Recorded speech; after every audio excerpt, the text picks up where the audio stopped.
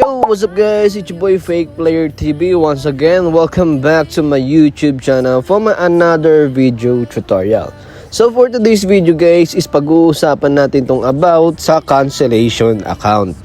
Ano nga ba itong cancellation account? Alam ko sobrang dami nagre-request na gawan ko ito ng content, kaya sa video na ito pag-uusapan natin tong cancellation account. Okay? Pero bago tayo mag-umpisa, make sure na nakasubscribe ka dito sa aking YouTube channel at pakihit na din yung notification bell para lagi kang updated para sa mga susunod kong uploads. At halika, atin nang umpisahan.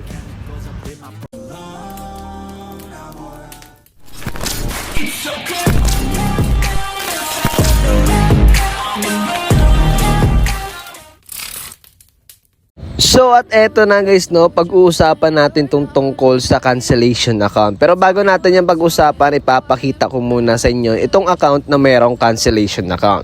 Pero take note guys, hindi lahat ng Mobile Legends account nyo is merong cancellation account. Ay yung iba naman ay wala, yung iba naman ay meron. So andito na tayo sa applying for cancellation of the game account of Mobile Legends. So basahin natin guys. Dear player, before you apply or continue to apply for cancellation of your game account with us, in order to protect your account security and related rights and interests, you should check first and ensure and promise that the game account you apply for cancellation has meet the following conditions in the meantime, which include but are not limited to.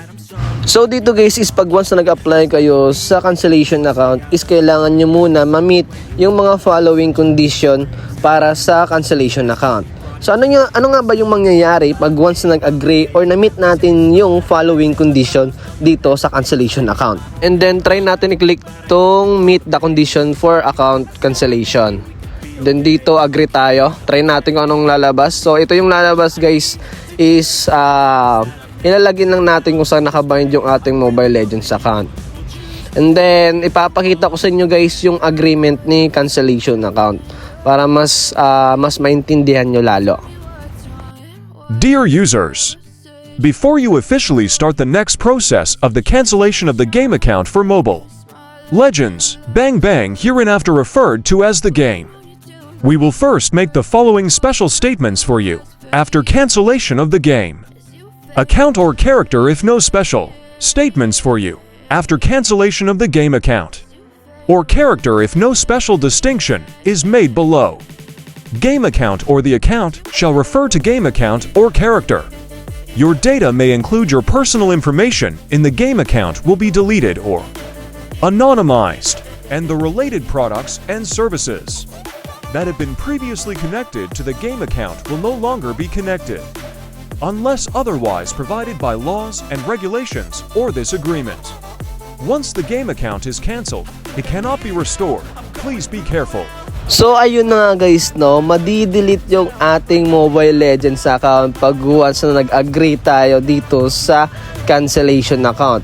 Pero guys, hindi basta-basta madi-delete yung account nyo pag hindi nyo na-meet yung following condition sa account cancellation. Kasi dito sa number 2 is dapat kailangan sa 14 days is dapat hindi ka nakapag-replace ng device, ng password, then hindi ka nakapag-switch sa ibang account in past 14 days.